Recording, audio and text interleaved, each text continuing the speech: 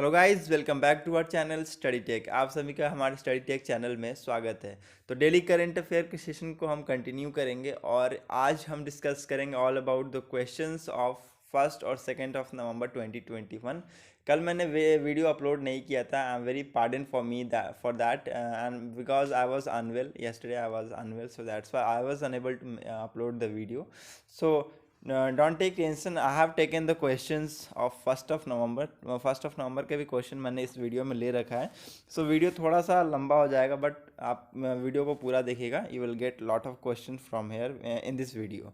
Okay, so video को start करने से पहले मेरी आपसे एक रिक्वेस्ट रहेगी कि please like share and subscribe करना हमारे चैनल को मत भूलिएगा। और आपको हमारे चैनल अच्छा लगे तो लाइक शेयर एंड सब्सक्राइब जरूर कर दीजिएगा। ठीक है, now moving on to the video. Mullaperiyar dam is located in Kerala. Okay, Mullaperia Dam is located in Kerala. Is in control of which state? Okay, Mullaperiyar dam है जो कि केरला में लोकेटेड है, किस स्टेट के द्वारा कंट्रोल किया जाता है? ठीक है, मुल्लापेरियार डैम केरला में लोकेटेड है, याद रखिएगा, लिख लीजिए, केरला में लोकेटेड है। पूछा जा सकता है, डैम वगैरह क्वेश्चन ज़्यादा आते हैं। ठीक है, ये केरला में लोकेटेड है और इसका ये एक्चुअली क्या काम है इसका? इसका काम क्या है कि ये पहली बात तो ये डैम वगैरह तो आपको पता है कि क्या चलते हैं कैसे। ठीक है, तो इसको मुझे बताने की ज़रूरत नहीं है कि क्या इसका वो मेन मकसद होगा। ठीक है, मुल्लापेरियार, ये बस इतना ही लिख लीजिए कि ये कहाँ है, केरला में है। लेकिन ये इंपॉर्टेंट है कि ये किस स्टेट के द्वारा कंट्रोल किया जाता है। ठीक है, चलिए मैं आपको पहले इसका लोकेशन बता देता हूँ, केरला में कहाँ ये लोकेटेड है मुल्लापेरियार डैम। ठीक है, सो मैप की ओर बढ़ते हैं। ठीक है, सो मैप में हम देखते हैं कहाँ है मुल्लापेरियार डैम। मुल्लापेरियार डैम,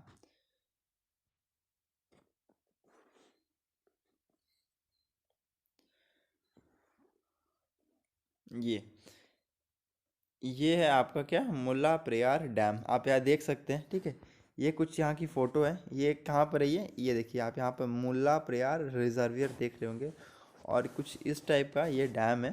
ठीक है, कुछ इस टाइप का यहाँ पर डैम है। ये देखिए, ये कुछ यहाँ पर इसका डैम आपको दिख रहा होगा। ठीक है, ये वाला पोर्शन, ये पोर्शन आपका यहाँ पर डैम है। ये कहाँ लोकेटेड है? It is located in the state of Kerala. Kerala के स्टेट में लोकेटेड है। ठीक है, केरला गावी, सबरीमाला, वंदीप्रियार, आटापनम, पेरियार एंड ये सब के इसके बीच में, ये इसके बीच में इस जगह पे ये मुल्लापेरियार रिजर्वियर लोकेटेड है। ठीक है, so it is located in the state of Kerala. It is located in the state of Kerala. Kerala के स्टेट में लोकेटेड है और ये तमिलनाडु के द्वारा ये वो क्या करता है, कंट्रोल किया जाता है। ठीक है, so it is very much important guys कि आपको ये पता होना चाहिए कि ये कहाँ पर इसका लोकेशन, मैंने आपको इसका लोकेशन बता दिया। नाउ हम अपने क्वेश्चन पे आते हैं कि मुल्लापेरियार डैम कहाँ लोकेटेड है, केरला में, किस स्टेट के द्वारा कंट्रोल किया जाता है? Option are as follow, that is A Karnataka, B Tamil Nadu, C Andhra Pradesh and D Telangana. आप इस क्वेश्चन को अटेम्प्ट जरूर कीजिएगा। ठीक है, आप इस क्वेश्चन का अटेम्प्ट जरूर कीजिएगा। ठीक है, और मैं आपको बता दूं कि मैंने आपको मैप दिखा दिया है, एक हिंट भी मिल गया होगा आपको, शायद मेरे से मुझसे शायद उसका आंसर भी निकल गया होगा। ठीक है, लेकिन कोई बात नहीं, आप इसका आंसर जरूर दीजिएगा। किस स्टेट के द्वारा कंट्रोल किया जाता है, मैं आपको इसका आंसर बता देता हूँ, that is B will be the answer. Tamil Nadu state के द्वारा ये कंट्रोल किया जाता है। ठीक है, तमिलनाडु स्टेट के द्वारा ये कंट्रोल किया जाता है। ठीक है, Mullaperiyar dam is located in the state of Kerala. Kerala के स्टेट में लोकेटेड है, बट तमिलनाडु स्टेट के द्वारा ये कंट्रोल किया जाता है। There has been a long dispute since it present a threat to lakh living downstream in the Kerala and it irrigate over 2 lakh hectares in the 5 district of Tamil Nadu. ठीक है, ये बहुत बड़ा डिस्प्यूट है कि it since it's present a threat to the lakhs of living in the Kerala. Kerala के जितने भी लोग वहाँ रह रहे हैं ना, उनके लिए बहुत बड़ा थ्रेट है कि ये क्या एक्चुअली थ्रेट क्या है कि ये मेनली ये तमिलनाडु में, इसके द्वारा तमिलनाडु इसको क्या करता है, कंट्रोल करता है इस डैम को, बट ये है डैम केरला में। ठीक है, क्यों कंट्रोल करता है? क्योंकि 5 डिस्ट्रिक्ट ऑफ तमिलनाडु को ये इरिगेट करता है, of about over 2 lakh hectares जो हैं उनको ये इरिगेट करने का काम करता है।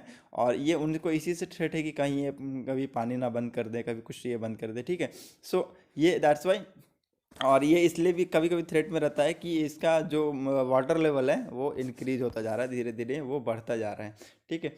सो अगर ये ज़्यादा अगर एक्सेस अमाउंट में अगर ये बढ़ गया, सो इट में भी जो इरीगेशंस वगैरह कल्टीवेशंस हमें देखी जा रही है, देखने को मिल रही है, उस पर बहुत ज़्यादा भारी नुकसान देखने को मिल सकता है। और ये बताया जा रहा है कि 139.50 फीट तक ये इसका वाटर लेवल बढ़ जाएगा। कब तक? 10 नवंबर, अभी आने वाला है नवंबर, हम देखेंगे। ठीक है। सो इसका 139.50 फीट तक इसका लेवल बढ़ जाएगा। तो ठीक है, इसका लेवल बढ़ जाएगा, ये एक खतरे की बात है। ठीक है, बिकॉज इरीगेशन एंड कल्टीवेशन और एग्रीकल्चर जैसी चीज़ों पर ये बहुत ज़्यादा नुकसान देगा। तो B will be the answer, Tamil Nadu. Now moving on the next question, that is our second question. Who is the fund manager of SWAMIH fund? ठीक है, SWAMIH फंड का आप फुल फॉर्म लिख लीजिए, मैं बता देता हूँ। Special window for affordable and mid income housing.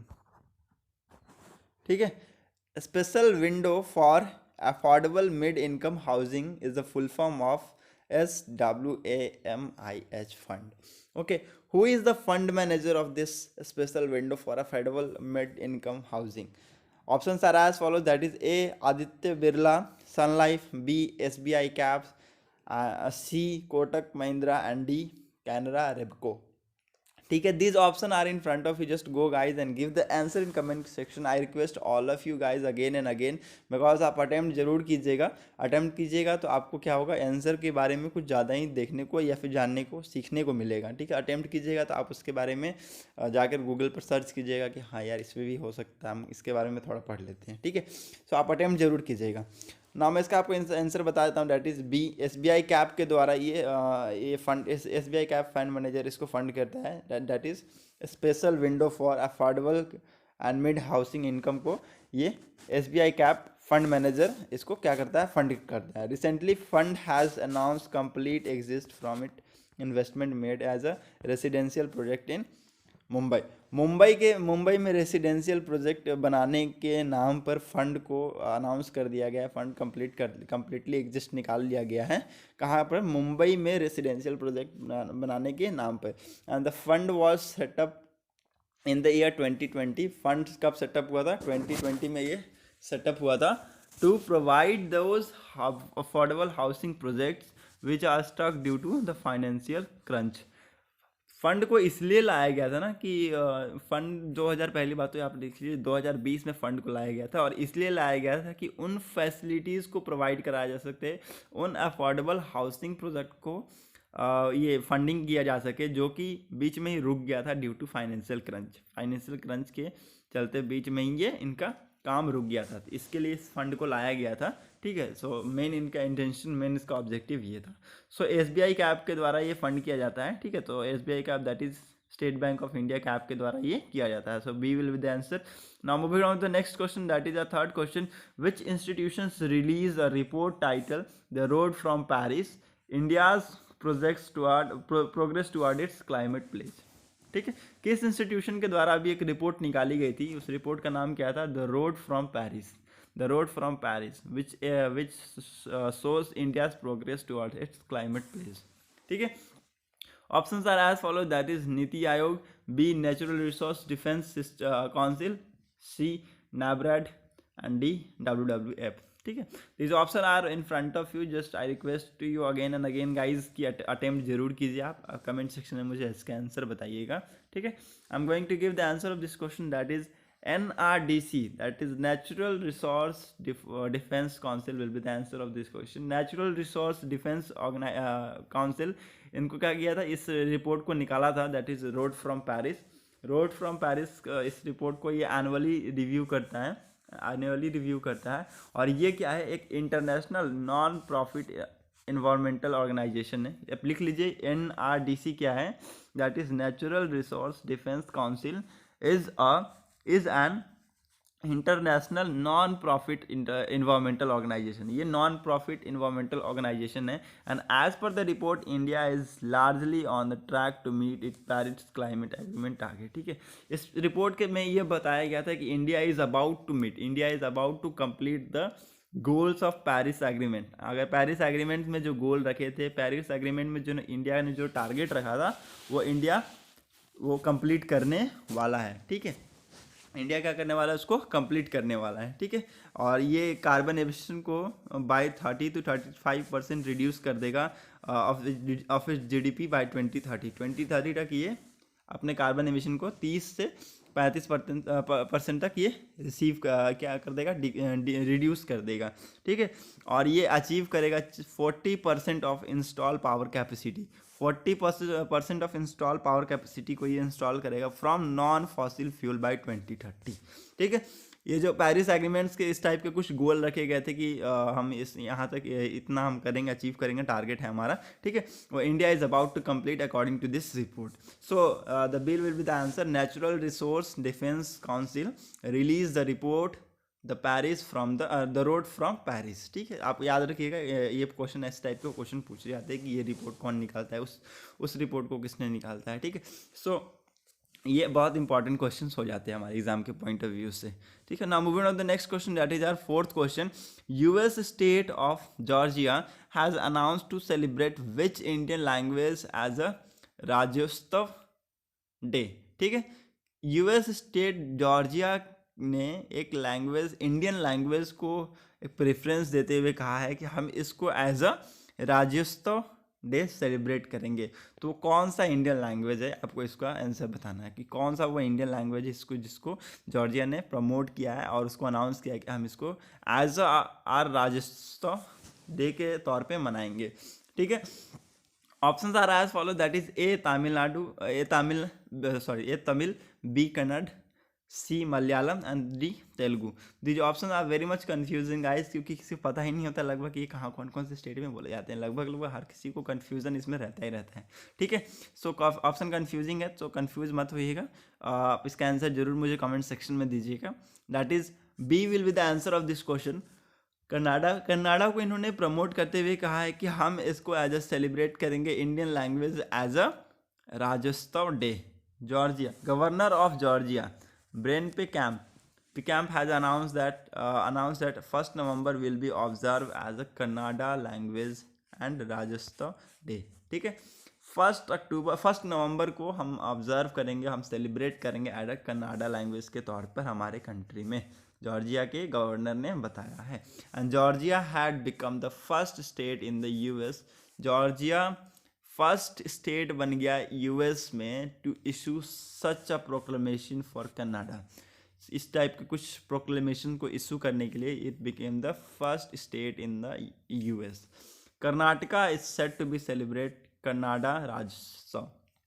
ठीक है, कर्नाटका को बताया गया कि एक्चुअली कन्नड़ जो बोला जाता है कर्नाटका में ही बोला जाता है। ठीक है, तो उसको बताया गया कि we will celebrate as a Rajyotsava day. ठीक है, so it's very much important. कौन सा लैंग्वेज है, कन्नड़ लैंग्वेज को एज अ राज्योत्सव डे को सेलिब्रेट करने के लिए किसने बताया, द गवर्नर ऑफ जॉर्जिया ने बताया है।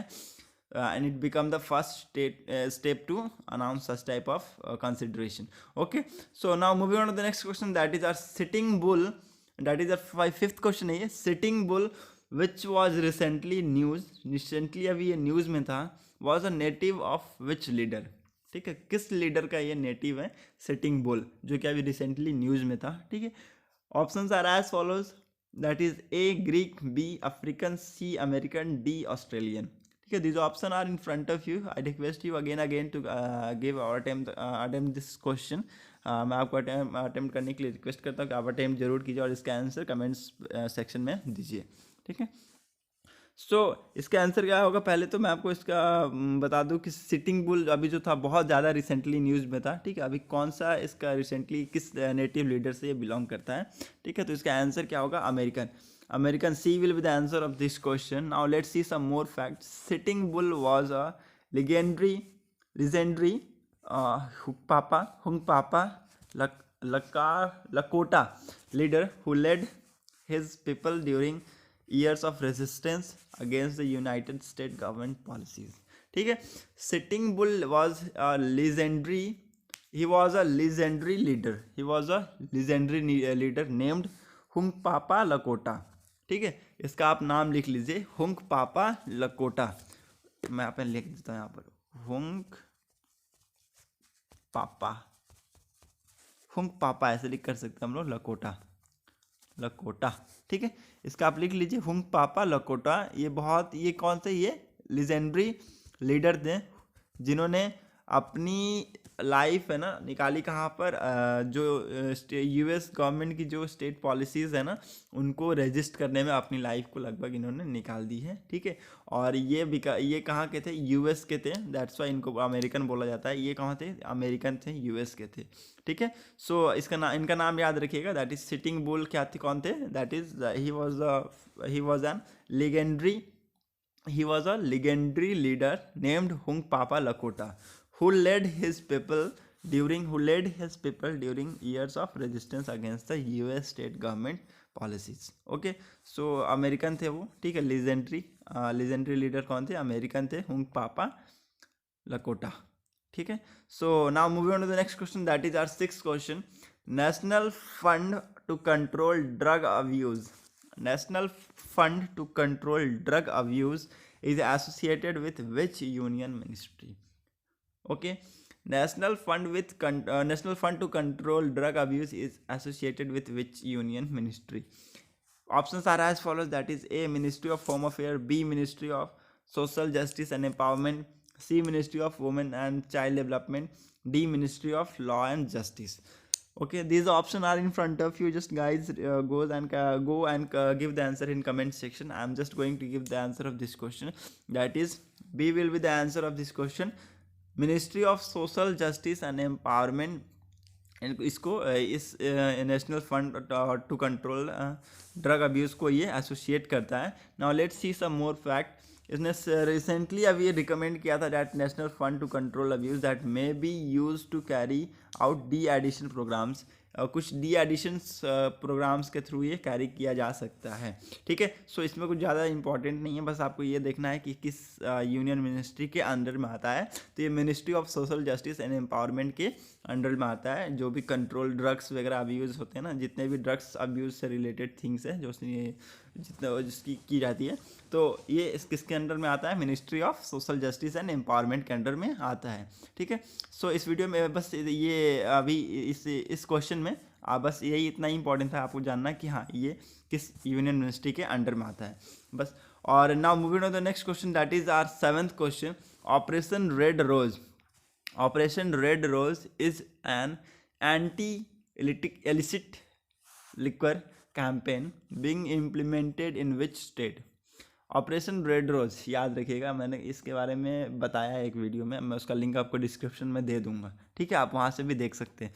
Operation red rose is an anti illicit liquor campaign, anti illicit liquor campaign है, किस स्टेट के द्वारा इंप्लीमेंट किया गया था? That is options are as follow, that is A New Delhi, B Punjab, C Rajasthan, D Tamil Nadu. ठीक है, तो बताइए मेरे को किस स्टेट के द्वारा इसको इम्प्लीमेंट किया गया था। मैं आपको इसका आंसर बताता हूँ, दैट इज बी पंजाब के द्वारा इम्प्लीमेंट किया गया था। Now let's see some more fact. Punjab excise department, Punjab के जो एक्साइज डिपार्टमेंट है उन्होंने लॉन्च किया था ऑपरेशन रेड रोज को, कब? 2020 में। ठीक है, 2020 में तो इसको हमने लॉन्च किया था, किस लिए? टू कर्ब द इलिक लिक्वर, इलिक लिक्वर की जो ट्रेडिंग्स है ना उसको क्या करने के लिए? कर्ब करने के लिए, और nail exercise related crimes.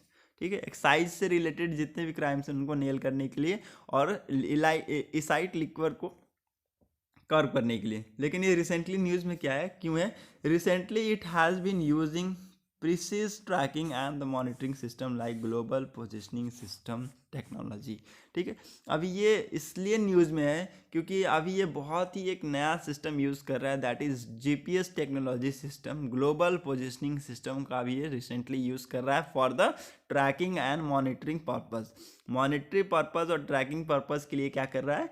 GPS technology system का ये यूज़ कर रहा है। सो इसलिए अभी रिसेंटली ये न्यूज़ में था, इसलिए मैंने आपको बता दिया। तो ये कौन किस स्टेट के द्वारा लॉन्च किया गया था? आप यहाँ पर इसको नोट में लिख लीजिएगा, operation red rose is being implemented by the state of Punjab के द्वारा ये लॉन्च किया गया था। Now moving on to the next question, that is our 8 question, which country is set to start knock every door campaign to boost vaccination. ठीक है, ये तो बहुत ही इजी क्वेश्चन है, इस टाइप के क्वेश्चन पूछे तो जा नहीं सकते, लेकिन हाँ अभी यूपीएससी में आप जानते हैं कि इस साल बहुत कुछ डिफरेंट क्वेश्चन पूछे गए थे। स्पोर्ट्स से रिलेटेड क्वेश्चन पूछ दिया, किस प्रोग्राम को किसने इम्प्लीमेंट किया था इससे पूछ दिया, तो मतलब कि वो कहीं से भी आप कुछ भी पूछ सकते हैं। ठीक है, इसलिए मैंने आपको इसका ले लिया। ठीक है, बहुत ईजी है, वैसे आप लगभग सबको पता ही होगा किस कंट्री के द्वारा ये नॉक एवरी डोर, हर घर दस्तक के द्वारा हर घर दस्तक कैंपेन किया गया था टू बूस्ट द वैक्सीनेशन। किस कंट्री के द्वारा किया गया था? Option are as follow, that is A China, B India, C Indonesia and D USA. This all are options. ठीक है, आप अटेम्प्ट जरूर कीजिएगा। मैं आपको इसका आंसर बताता हूँ, डैट इज़ हमारे ही खुद भारत के साथ भारत ने इस कैंपेन को लॉन्च किया था फॉर द वैक्सीनेशन को बूस्ट करने के लिए। ठीक है, हमारी कंट्री, हमारे प्यारा भारत ने इसको लॉन्च किया था। ठीक है, and according to the report the issued by the union health ministry, ठीक है, union health ministry of India, Har Ghar Dastak, that is knock every door campaign is scheduled to start soon in the district with low vaccination rate। ठीक है, हर घर दस्तक को start किया जाएगा। ठीक है, हर district में विथ लो वैक्सीनेशन रेट, जो भी डिस्ट्रिक्ट में अभी तक वैक्सीनेशन रेट जिसका लो है उनके लिए हर घर दस्तक स्टार्ट किया जाएगा। और इसका मेन एम क्या है कि पीपल को क्या करना, मोटिवेट करना फॉर द वैक्सीनेशन के लिए मोटिवेट करना। क्योंकि अभी एक जस्ट रिसेंटली रिपोर्ट आई थी as per the union health ministry के द्वारा बताया गया कि there were more than 10.34 crore people the country who had missed the second dose of the COVID-19 vaccine। ठीक है, अभी एक हमारे हेल्थ मिनिस्ट्री ने बताया कि एज पर हिज रिपोर्ट उन्होंने बताया कि 10.34 करोड़ पीपल हैं, ऐसे लोग हैं जिन्होंने कोविड-19 का सेकेंड डोज नहीं लिया है, फर्स्ट डोज लगाकर वो छोड़ दिए। ठीक है, तो उन लोगों को मोटिवेट करने के लिए, उन लोगों को वैक्सीनेशन की और इन्फॉर्मेशन बताने के लिए ये हर घर दस्तक का ये अब कैंपेन चलाया जाएगा, that is knock every door. ठीक है, और ये किसके लिए होगा? ऐसे डिस्ट्रिक्ट में किया जाएगा जिसमें वैक्सीनेशन रेट कम देखने को मिला है। तो किसके द्वारा लॉन्च किया गया था? That is our country India के द्वारा ये लॉन्च किया गया है। और ये किसके लिए? To boost the vaccination. Now moving on to the next question, that is our 9th question.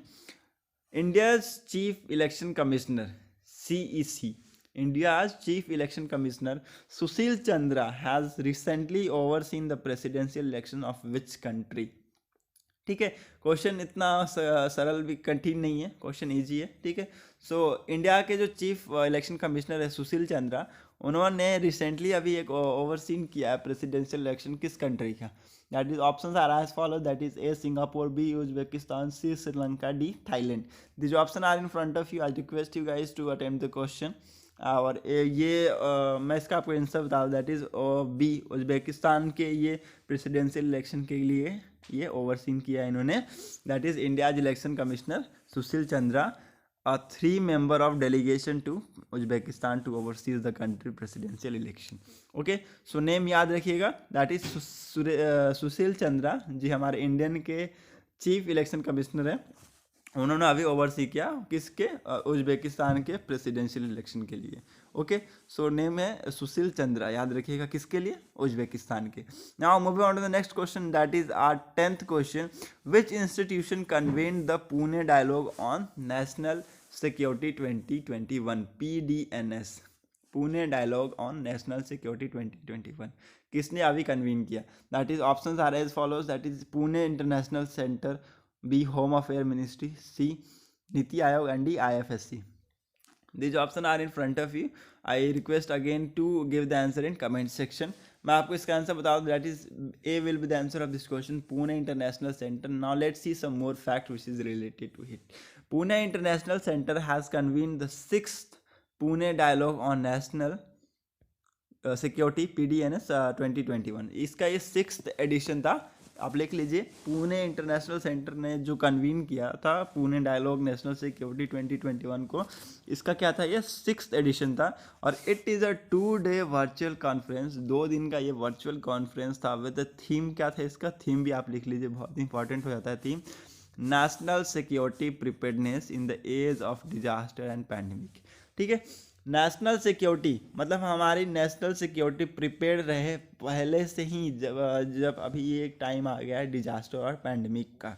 ठीक है, national security preparedness in the age of disaster and pandemic. ठीक है, ये हम पहले से प्रिपेयर्ड रहे हैं, जबकि आपको सबको पता है कि अभी पैंडेमिक चल रही है और बहुत सारे क्लाइमेट चेंज हो रहे हैं, तो डिजास्टर हमें देखने को मिल सकता है, तो हम पहले से ही उसको प्रिपेयर करके रखेंगे। सो इसका मेन थीम था ये नेशनल। आप लिख लीजिए कि 6th एडिशन की Pune dialogue national conference national security 2021 की मीटिंग हुई थी। ये 2 दिन की वर्चुअल कॉन्फ्रेंस मीटिंग थी, जिसमें इसका थीम क्या था, national security preparedness in the age of disaster and pandemic. So A will be the answer of this question, Pune International Center. Now moving on to the next question, that is our 11th and last question. National Formulary of India, which was recently launched, was drafted by which institution? ठीक है, national formulary of India, national formulary of India recently launch किया गया था, किस institution के द्वारा ये draft किया गया है?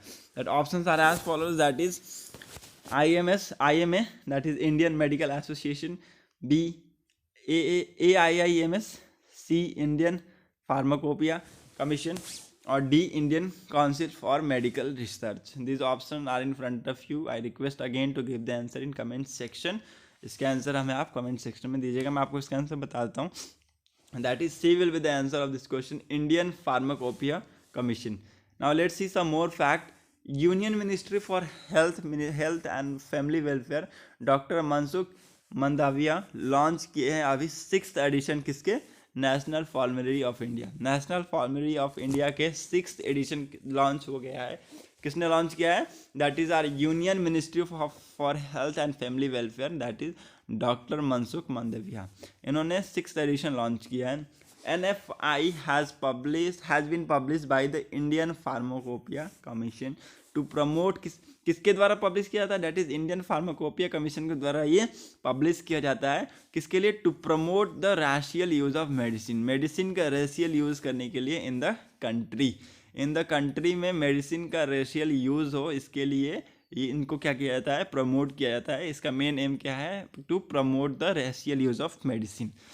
It is a guideline document for the healthcare professionals such as clinician, pharmacist, nurse, dentist, etc. in the daily clinical practices। ठीक है, एक क्या है? एक गाइडलाइन डॉक्यूमेंट है, ये गाइडेंस का डॉक्यूमेंट है for all the health professional, जितने भी हेल्थ प्रोफेशनल्स हैं सबके लिए। सच एग्जांपल भी दिया गया, जो फार्मासिस्ट हैं, क्लिनिशियन है, नर्स है, डेंटिस्ट है, उन सब के लिए क्या है? एक गाइडेंस का डॉक्यूमेंट है कि वो प्रमोट करे रेशियल यूज ऑफ मेडिसिन को।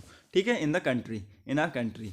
Okay, so it is drafted और launch by which institution? That is C Indian pharmacopoeia commission के द्वारा ये लॉन्च किया जाता है, ड्राफ्ट किया जाता है। It's is very important. ठीक है, किस लिए इंपॉर्टेंट है? कि रेशियल यूज ऑफ जो भी रेशियल यूज ऑफ मेडिसिन है ना हमारी कंट्री में, उसको प्रमोट करने के लिए इसको ड्राफ्ट किया जाता है, इसको लाया जाता है। ठीक है, सो वीडियो में आज के लिए बस इतना ही। Thanks for watching our video. Thank you.